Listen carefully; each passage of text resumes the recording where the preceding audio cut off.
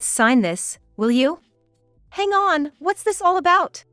What my husband casually handed over was divorce papers. What do you mean, what's this about? Just look at this paper. I want a divorce from you. Why all of a sudden? It's not sudden.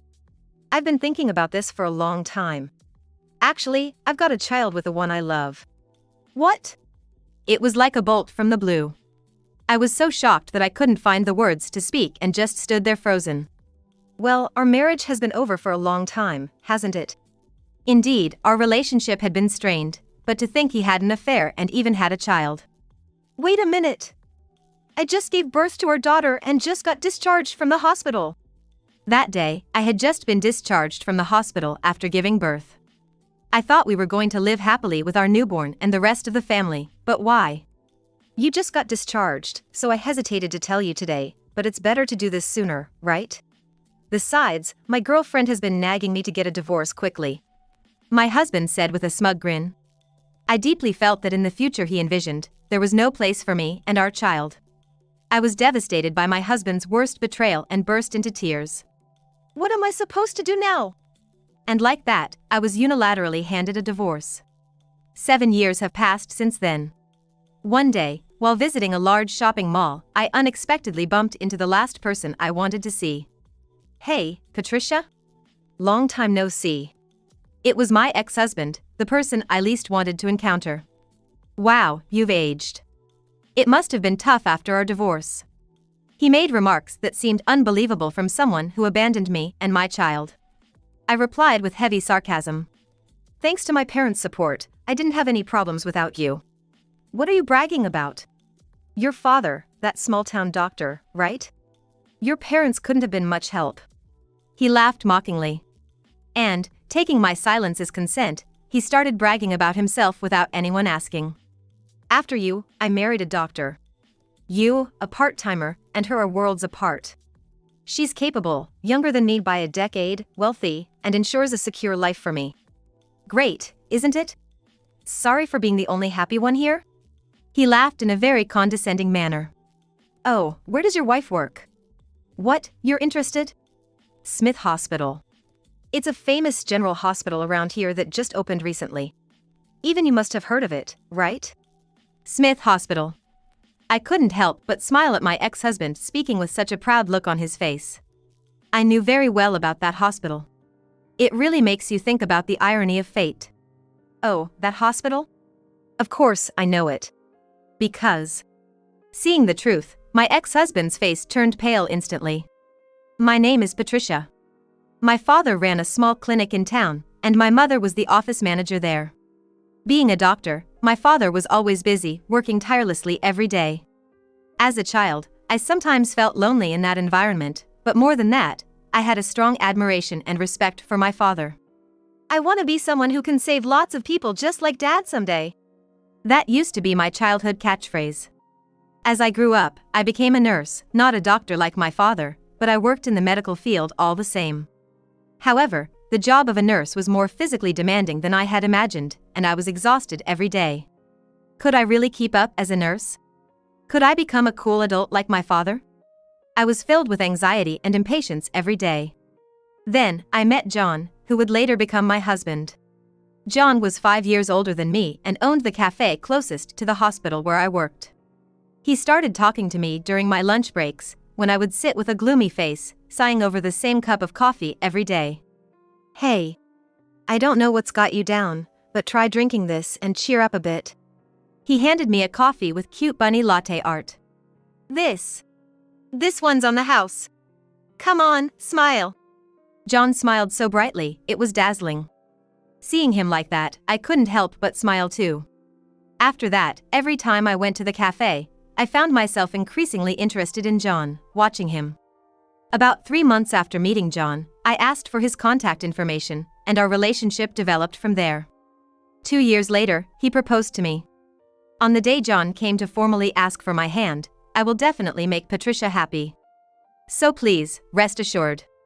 He told my parents. He looked so reliable then, and I fell for him all over again. My parents looked at John and said, "Thank you. Please take good care of Patricia. Both of you, be happy. We're supporting you," they said with tears in their eyes, genuinely happy for our marriage. And then, on another day. Next, we went to greet John's parents. John might seem unreliable at times, but please take care of him. If John ever gives you trouble, come straight to me. I'll scold him on your behalf, they told me. My in-laws were very easy to talk to and seemed kind. That was my first impression. After the greetings with both families, we got married without any issues. We lived happily, enjoying our days together as a couple. Sure, there were times when I was dissatisfied or found aspects of it unpleasant, but overall, I feel that the good parts about being married and the happiness it brings far outweigh those moments, so I've felt that our marriage has been going well. Then, about 2 years later, my husband suggested something. How about we make your dream come true? My dream? Yeah, you said it was your dream to build our own home, right? Wow! I was surprised by his sudden suggestion. You remembered that? Of course, I won't forget. My dream of wanting to build our own home was something I had only mentioned in passing while we were still dating. So I was surprised he remembered, and more than anything, I was touched that he hadn't forgotten such a trivial detail. Thank you, John. After that, we went to real estate agencies and looked at various properties. Just looking around at the model homes was fun. Wow! Look! How cool! This kitchen. What I was pointing at was a kitchen. I had always dreamed of cooking in such a spacious kitchen. Right? It is cool. Cooking here would be fun, wouldn't it? Patricia, check this out too. Isn't this bathroom awesome? It's stylish and so spacious that you could relax every day. We were excited like kids. We continued to visit properties on our days off several times after that. Discussing what kind of home we'd like was very enjoyable for us.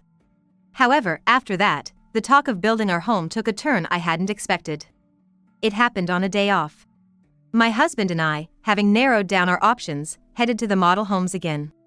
And then, for some reason, my mother-in-law was there. Wait, why is she here?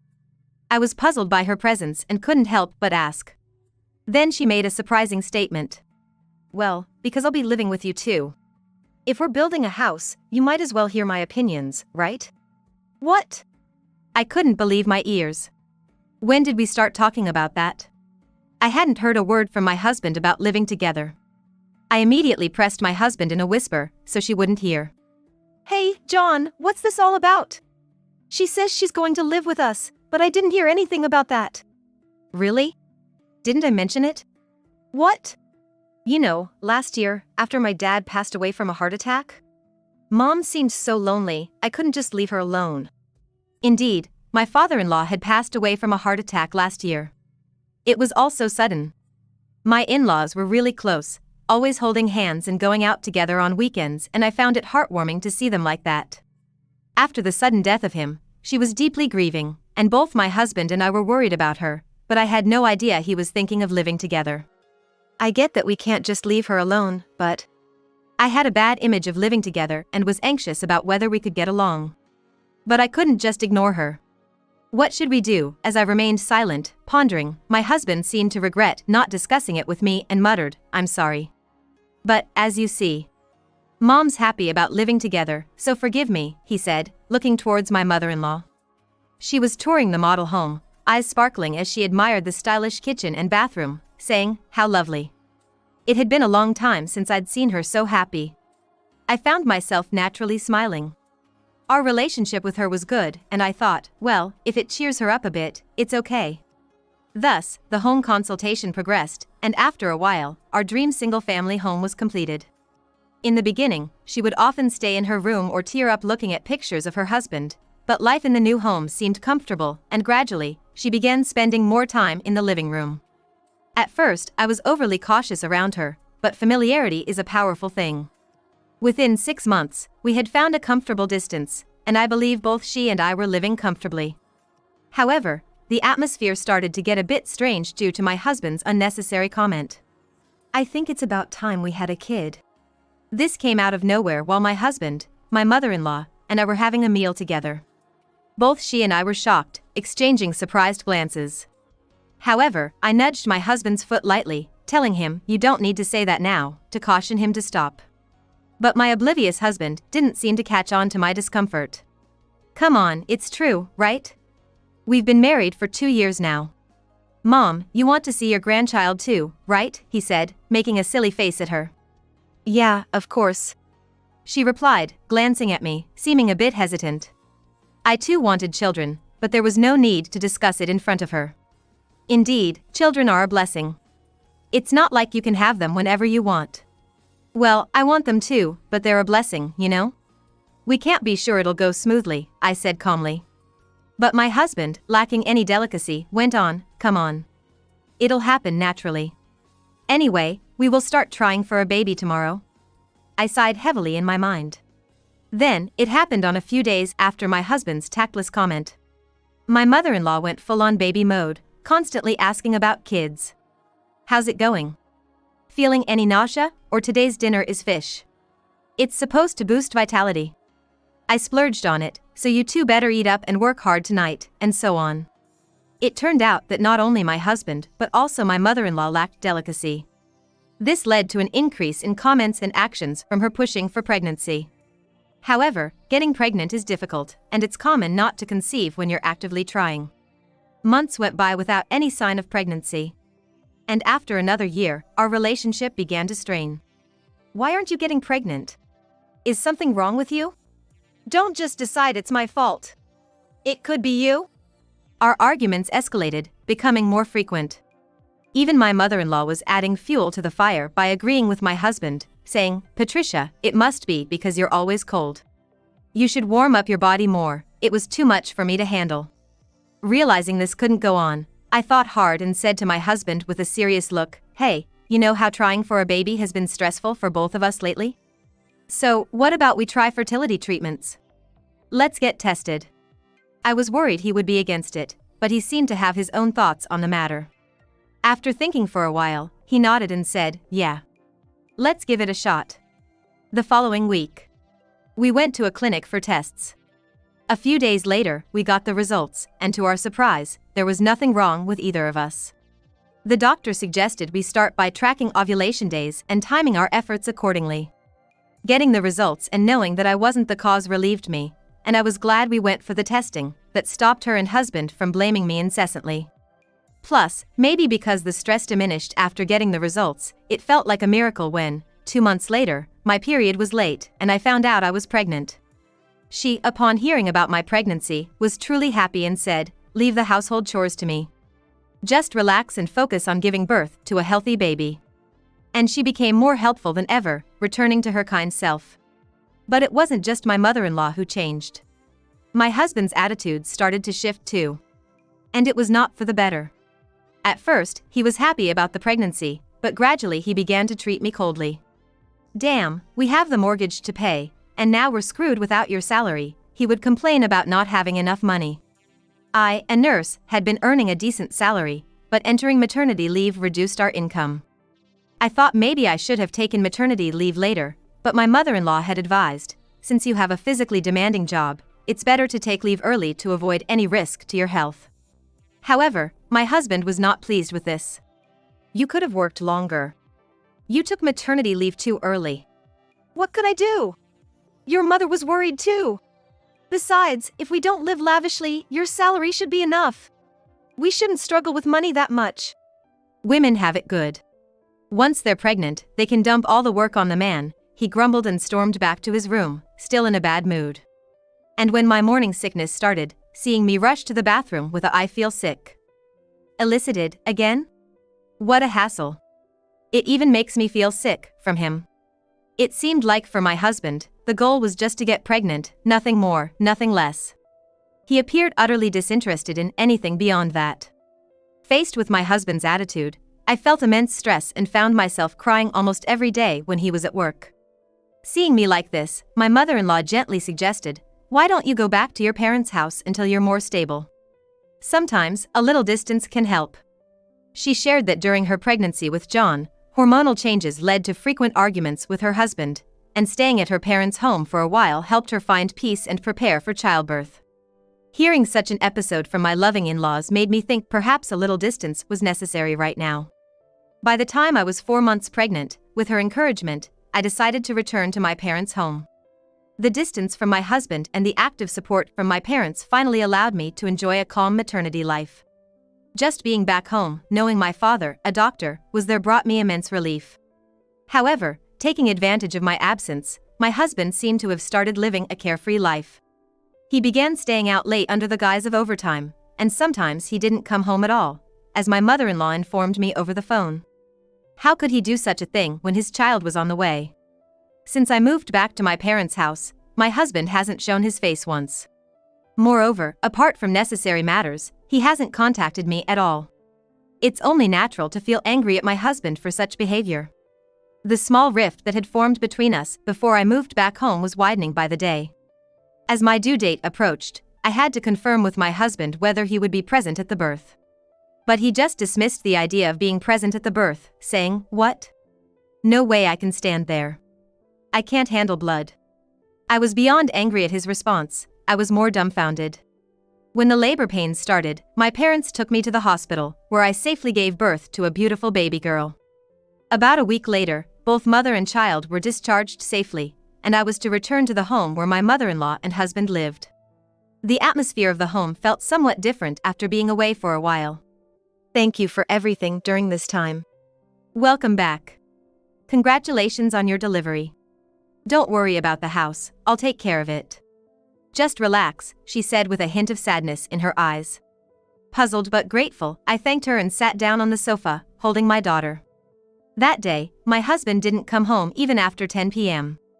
I was trying to mend our relationship for the sake of our child, but it seemed like he had no interest in doing so. I'm going to bed now. John must be busy with work and will be home late again tonight. You must be tired after just being discharged, you should sleep first, she said sadly and went back to her room, seeming low-spirited. Then it was around midnight. I heard the front door open. My husband had returned. "I'm home," he said, and immediately went upstairs to the bedroom. "Welcome back. It's late. Our baby is sleeping, so please be quiet," I said, to which he glared at me and snapped, "I thought coming back after a long time would change things, but you're as annoying as ever. What do you expect? She just fell asleep." "Whatever. I have something to tell you," he said, rummaging through his bag and handing me a piece of paper. "Sign this." Shocked, I looked at the paper he handed me. It was a divorce paper. "Wait, what do you mean by this?" It turned out to be a divorce paper. "What do you mean?" "It's clear from this paper. I want a divorce from you." "Why all of a sudden?" "It's not sudden. I've been thinking about this for a while. Actually, I've got a child with a woman I love." "What?" It was like a bolt from the blue. I was so shocked I couldn't find words and just stood there frozen. "Well, our marriage has been over for a long time, hasn't it?" Indeed, our relationship had been strained. But I never imagined he had an affair and even had a child. "Wait a minute. I just gave birth and was discharged. I thought we were going to be happy together as a family." "I hesitated to tell you today since you've just been discharged, but it's better sooner than later, right? Plus, my girlfriend has been nagging me to get a divorce," he said with a smirk. I felt deeply that there was no place for me and our child in the future he envisioned. I was devastated by my husband's worst betrayal and burst into tears. "What about your mother? What will you tell her?" "Oh, my mom? She agrees with the divorce. When I told her about my girlfriend, she said she's better than you." "Huh?" I swallowed hard. I understood the situation. It made her awkward response make sense. "So that's it. Leave this house because it's under my name." "What about our baby? She's your daughter, isn't she?" "Yeah, but I have another one now, and you should take care of her. I'll get in touch about child support. Are we done here?" "I'm busy." With that, my husband began stuffing my belongings into trash bags and placed them at the entrance. As if to say, "Get out." This one-sided divorce proceeding was how our marriage ended. Later, through a lawyer, we discussed child support. It was totaling a significant amount, but my husband didn't flinch. "That amount is fine. I'll pay it, just don't cause any trouble for me or my mistress," he said with a laugh that sounded like a joke. The fact that he could pay was puzzling. I'm not sure where he got such a large sum, but if it meant no longer having to deal with this despicable man, it was fine by me. Yes, I'm no longer interested in you or your mistress. And I have a request: never involve yourself with me again. If you can't comply, I'll take my own actions. My husband frowned briefly but then nodded, all right. The following week, the money was transferred to my account as promised. And just like that, our marriage was over. 5 years have passed since then. I'm now 35 years old. My daughter, born back then, is now 5. After the divorce, I moved back in with my parents. With their support, I resumed my career as a nurse. My days are busy but fulfilling thanks to my lovely daughter. Then, one day, it happened. While at a large shopping mall, I unexpectedly bumped into the last person I wanted to see. Hey, Patricia? Long time no see. It was my ex-husband, the last person I wanted to encounter. Ugh. I couldn't help but let out a word. What's ugh? You've aged, huh? By the way, how have you been since we divorced? It must be tough, he said, as if it was someone else's problem. He spoke as if he wasn't the one who abandoned me and our daughter. You were the one who left me and our child. Suppressing the rising anger with all my might, I replied with heavy sarcasm. With my parents' support, we've had no problems without you, I said sharply. What are you so proud of? Your father, that small-town doctor, right? And your mom, was she the office manager? They couldn't have been of much help. Honestly, you must have struggled without any real support. He laughed mockingly. Anger surged through me, my fists trembling. With the urge to punch him. I knew it wouldn't change the past. As these unpleasant memories came flooding back, I fell silent. Taking advantage of my silence, he proudly began to talk about himself again. After you, I married a doctor. Impressive, right? Her father owns a real estate business, and they're quite wealthy. His remarks clarified why he was able to pay a large sum at the time of our divorce. It must have been that the father of his mistress covered it, upon discovering the affair. I see. That worked out well for you, didn't it? That's why I was able to pay immediately. The moment my mother found out my mistress was wealthy, she immediately agreed to my remarriage. He explained. I had wondered why even my mother-in-law forgave his affair, but it seems she too was blinded by money. Well, you're just a part-timer with a child, aren't you? My wife, a doctor, is leagues apart from you. She's capable, 10 years younger than me, wealthy, and we're set for life. Pretty great, right? Sorry for being the only one happy here. He said with a condescending laugh. Oh? Where does your wife work? What, you're interested? Smith Hospital. It's a well-known general hospital that opened recently around here. You are a nurse too, so you must have heard of it? Smith Hospital. A smirk inadvertently escaped me. I know the hospital all too well. Oh, Smith Hospital. Your wife is working at my father's hospital. Huh? I thought your dad was just a small-town doctor. A few years ago, with some support from acquaintances, he opened it. Remember my maiden name? Smith. Wait. Your father is the director? Yes, that's right. No way. I didn't know my wife had transferred there. I had no idea such a large hospital's director was your father. But there was one thing that bothered me. You said your wife recently transferred to Smith Hospital? Yeah. I was just wondering, your wife's name wouldn't happen to be Elizabeth Jones, would it? How do you know my wife's name? Just as I suspected. To think my ex-husband's mistress was Elizabeth Jones. With so many Jones surnames around, I hadn't realized until now. Fate can be so ironic. Though I no longer held any affection or hatred towards my ex-husband, it was time for some payback. I decided to tell the truth about my ex-husband's wife, Elizabeth Jones. I'm working at Smith Hospital now, so I know her. She transferred there a year ago after a scandal with a married patient at her previous hospital. A scandal with a married man! Were you not aware? Sorry. It was well known at our hospital. Before transferring, she got caught having an affair with a young patient in his early 20s, and his wife stormed the hospital.